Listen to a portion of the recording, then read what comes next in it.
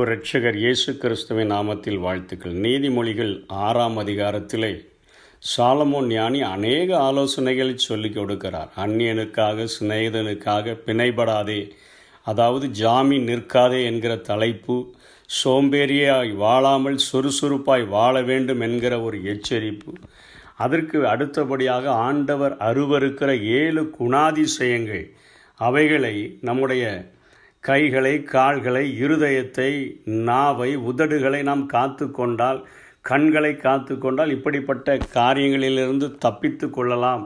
மேட்டிமையான கண், பொய் நாவு, குற்றமற்றவருடைய இரத்தம் சிந்துகிற கை, துராலோசனையை பிணைக்கிற இருதயம், தீங்கு செய்கிறதுக்கு விரைந்தோடுகிற கால், அபத்தம் பேசும் பொய் சாட்சி, சகோதரருக்குள்ளே விரோதத்தை உண்டு பண்ணுதல் ஆகியவைகளை நம்முடைய ஐம்புலங்களையும் அடக்கி ஆளுகிற ஒரு சுபாவமுடையவர்களாக இருக்க வேண்டும் என்பதை இங்கே சாலமோன் ஞானி குறிப்பிடுகிறார்.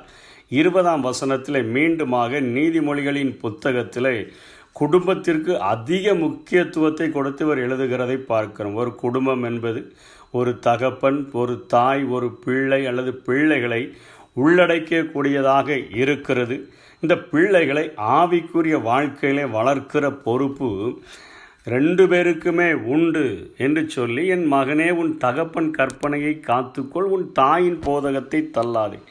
2 பேரும் தன்னுடைய பிள்ளைகளை பரிசுத்த பாதைக்கு ஏற்றவாறு நடத்த வேண்டும் என்று சொல்லி இங்கே சாலமோன் அநேக இடங்களிலே அவர் குறிப்பிடுகிறதை பார்க்கிறோம். நீ நடக்கும்போது அது உனக்கு வழிகாட்டும். அவருடைய போதனைகள், அவருடைய கற்பனைகள், கட்டளைகள், நீ நடக்கும்போது அது வழிகாட்டும், நீ படுக்கும்போது அது உன்னை காப்பாற்றும், நீ விழிக்கும்போது அது உன்னோட சம்பாஷிக்கும்.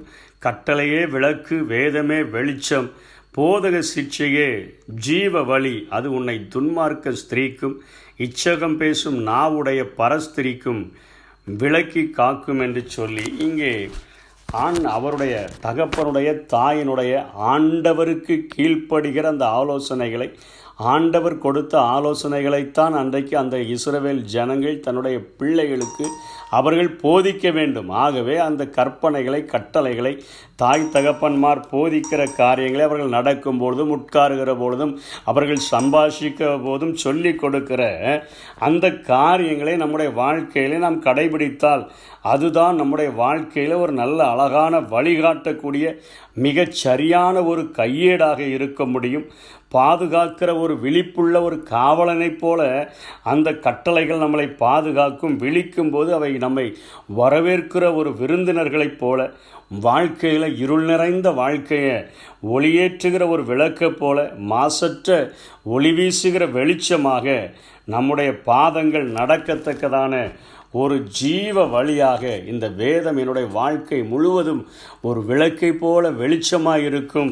கடைசியாக என் பாதங்கள் நடக்கத்தக்கதான ஒரு ஜீவ வழியில் அது என்னை கொண்டு போய் விடும் என்கிற ஒரு அருமையான ஆலோசனையைத்தான் குடும்பத்தில் உள்ள பெற்றோர்கள் தன்னுடைய பிள்ளைகளுக்கு கற்பிக்க வேண்டும் என்று சொல்லி இங்கே சாலமோன் ஞானி இந்த பகுதியிலே அழுத்தமாய் குறிப்பிடுகிறதை பார்க்கிறோம். அதைத் தொடர்ந்து இப்படிப்பட்ட ஒரு அருமையான குடும்ப வாழ்க்கையிலே ஒரு தகப்பன், தாய், ஒரு பிள்ளை அல்லது பிள்ளைகள் ஆண்டவருடைய வசனங்களுக்கு கீழ்ப்படிந்து அவர்கள் நடக்கிற ஜீவ வழியிலே சரியாக நடந்து கொள்ளும் பொழுது இந்த உலகத்தில் இருக்கக்கூடிய சத்துருவுக்கு பொறுக்காது. அவன் என்ன செய்ய நினைக்கிறான், எப்படியாயிலும் இந்த குடும்பத்தை ஆண்டவருடைய பாதையிலிருந்து கவிழ்த்து போட வேண்டும் என்று சொல்லி அவன் 25ஆம் வசனத்தில் அவர் எச்சரிக்கிறார். உன் இருதயத்தில் அவள் அழகை இச்சியாதே, அவள் தன் கண்ணிமைகளினால் உன்னை பிடிக்க விடாதே, வேசியின் நிமித்தம் ஒரு அப்ப துணிக்கையும் இறக்க வேண்டியதாகும். வெச்சாரியானவள் அருமையான உயிரை வேட்டையாடுகிறாள். தன் வஸ்திரம் வேகாமல் மடியிலே எவனாவது நெருப்பை வைத்து கொள்ள கூடுமோ, தன் கால் சுடாமல் எவனாவது தழலின் மேல் நடக்கக்கூடுமோ, பிறவனுடைய மனைவியினிடத்தில் பிரவேசிப்பவனும் அப்படியே அவளை தொடுகிற எவனும் ஆக்கினைக்கு தப்பான் என்று சொல்லி பச்சாரத்துக்கு எதிரான ஒரு எச்சரிக்கையும் இங்கே சாலமோன் மீண்டுமாய் கொடுக்கிறதை நாம் பார்க்கிறோம். ஒரு அருமையான குடும்பத்திலே, அருமையான ஒரு ஆவிக்குரிய வாழ்க்கையிலே, வழியில் நடக்கிற ஒரு மனிதனுடைய வாழ்க்கையிலே நிற்கிறேன் என்று சொல்லுகிறவன் விழாதபடி எச்சரிக்கையாக இருக்கும்படியாக இங்கே சாலமோன் ஞானி மீண்டுமாக ஒரு காரியத்தை அவர் எச்சரிக்கிறதை நாம் பார்க்கிறோம். வாதையும் லட்சையும் அடைவான், அவன் நிந்தை ஒழியாது என்று சொல்லப்படுகிற ஸ்திரீயுடனே விபச்சாரம் பண்ணுகிறவன் மதிகட்டவன், அப்படி செய்கிறவன் தன் ஆத்துமாவை கொடுத்து அவன் கெடுத்து போடுகிறான் என்று அவர் சொல்லுகிறார். இங்கே தாவீதினுடைய வாழ்க்கையிலே 12ஆம் அதிகாரம் 9ஆம் வசனத்திலே எத்தனையாய் இவர்கள் ஆண்டவரிடத்தில் மன்னிப்பு கேட்டாலும் இப்படிப்பட்ட பாவத்தை செய்கிறதுனால உண்டாகிற தழும்புகள் ஒழியாது என்பதற்கு ஆதாரமாக தாவீது உரியா தன்னுடைய போர்ச்சேவையினுடைய மனைவியாகிய உரியாவினுடைய மனைவி பத்சேபாளிடத்தில் அவன் தவறுதலை செய்தபோது 2.5 வருடங்கள் ஒரு குற்ற உணர்வே இல்லாமல் உரியாவை மடிவித்து அவனுடைய மனைவியை தனக்கு எடுத்து கொண்ட பொழுது ஆண்டவர் எப்படியாயிலும் மன்னிப்பு கேட்டு விடுவான் என்று சொல்லி அங்கே தாவீதினுடைய போர் சேவகர்களும் சேனைகளும் யுத்தம் பண்ணி கொண்டிருக்கும் பொழுது ஆண்டவர் வெற்றி என்கிற ஒரு ரிசல்ட்டை எழுத முடியாமல் இருக்கிற பொழுது நாத்தான் என்கிற தீர்க்கதரிசியை அனுப்பி அங்கே தாவீதை எச்சரிக்கிறதே தான் 2 சாமுவேல் 12ஆம் அதிகாரம் 9ஆம் வசனத்திலே பார்க்கிறோம். கர்த்தருடைய பார்வைக்கு பொல்லாப்பான இந்த காரியத்தை செய்து அவருடைய வார்த்தையை நீ அசட்டை பண்ணினது என்ன? ஏத்தியனாகிய உரியாவை நீ பட்டயத்தால் மடிவித்து அவன் மனைவியை உனக்கு மனைவியாக எடுத்துக்கொண்டு அவனை அம்மோன் புத்திரரின் பட்டயத்தாலை கொன்று போட்டாய். இப்பொழுதும் நீ என்னை அசட்டை பண்ணி ஏத்தியனாகிய உரியாவின் மனைவியை உனக்கு மனைவியாக எடுத்துக்கொண்டபடியால் பட்டயம் என்றைக்கும் உன் வீட்டை விட்டு விலகாதிருக்கும் என்று ஆண்டவர் அங்கே எச்சரிக்கிறதை பார்க்கிறோம்.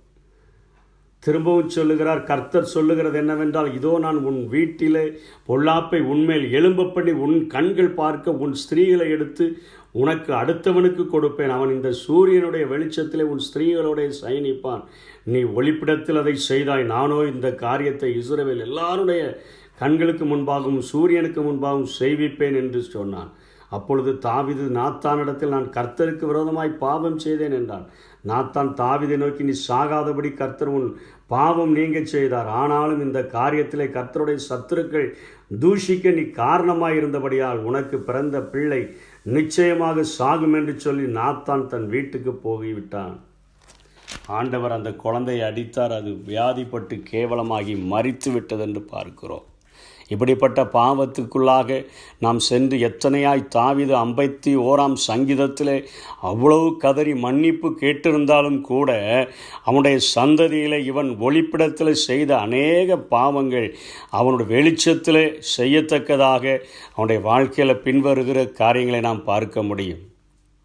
அவனுடைய சொந்த மகள் ஒரு மகனால் கற்பழிக்கப்படுகிற காரியங்கள், இவனுடைய மறுமனையாட்டிகளோடு கூட அப்சுலம் செய்கிற அருவருப்பான காரியங்கள் எல்லாம் இஸ்ரவேலரும் பார்த்து சீ என்று சொல்லுகிற அளவிற்கு உண்டாகிற காரியங்கள், அநேக பாவங்கள் அவனுடைய வாழ்க்கையில் அவன் சந்திக்க நேர்ந்ததாக இருந்தது. அந்த தழும்பு மாறாதபடிக்கு அவன் தண்டிக்கப்பட்டதை நாம் பார்க்கிறோம். ஒரு குடும்ப வாழ்க்கையிலே, ஒரு திருமண உறவிலே, ஒரு அருமையான ஆண்டவருக்கு பிரியமான ஆதாம் ஏவாளை ஆண்டவர் எப்படி உண்டாக்கி ஆசீர்வதித்தாரோ அப்படிப்பட்ட ஒரு ஒழுக்கமுள்ள ஒரு வாழ்க்கையை வாழ்ந்தால் அந்த குடும்ப வாழ்க்கை சீராக இருக்கும் என்பதையும் இங்கே சாலமோன் குறிப்பிடுகிறதை பார்க்கிறோம். அது ஒரு ஆசீர்வதிக்கப்பட்ட ஒரு குடும்பமாக, அது ஆண்டவருடைய ஆலோசனைகளினால் நிரப்பப்பட்ட ஒரு குடும்பமாக, ஜீவ வழியில் நடக்கிற ஒரு குடும்பமாக இருக்கும்.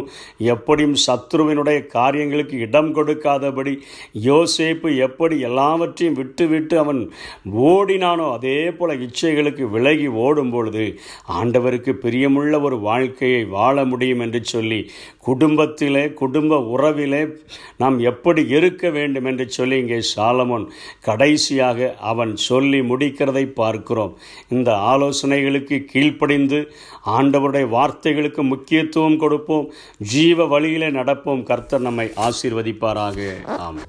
நானும் என் வீட்டாரும் உம்மையே நேசிப்போம்.